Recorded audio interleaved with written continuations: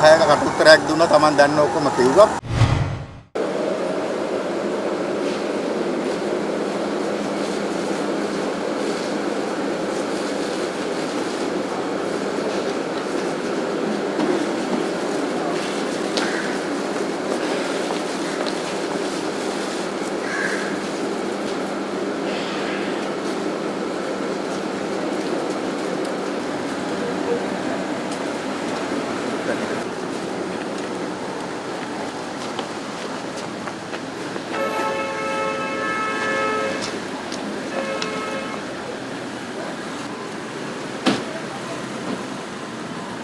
නායකතුමා මේ රනිල් වික්‍රමසිංහ මහත්මයා මේ වටිනාකම් කතා කරන්න ගියානේ.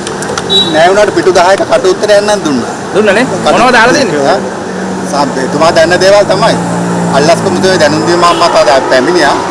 පැය 3කට ආතන කාලයක් පිටු 10ක කට උත්තරයක් දුන්නා. Taman දන්න ඔක්කොම කිව්වා. නිල්ධාරිත් උදට සෝදශීලීව මේ සැලකුවා.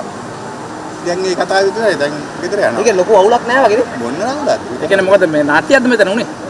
ඒක මන් දන්නේ. ඒක දන්නේ නැති අල්ලස් කොමුදේ කැදුවම යන්න එපයි. නොකින් ඉන්න බෑනේ. ඊතර ගඩු කරන්න ඕනනේ. ඒතරයි ඒක. දැන් නැවත කැදවීමක් තියෙනවද? කරයිද ප්‍රකාශයක් කරයිද? එතුමා ප්‍රකාශයක් කරා කිය. කටුත්තරයක් දුන්නා. මාධ්‍ය ප්‍රකාශයක් කරනවා. මාධ්‍යට ඒක එතුමා අහන්න. දැන් මෙහෙමනේ චාමර සම්පත් අත්අඩංගුවට ගත්තට පස්සේ රනිල් වික්‍රමසිංහ මහත්මයා ප්‍රකාශයක් කරානේ මම තමයි මේක කිව්වේ කියලා. මෙහෙමනේ දැන් ගොඩක් අය රජ ආයතනය කරන්නේ මධ්‍යම ආණ්ඩුවෙන් සල්ලි දුන්නාම ඒක පාවිච්චි නොකර ෆික්ස් ඩිපොසිට් වල ස්ථිර තම්පත වල දා ගන්නවා.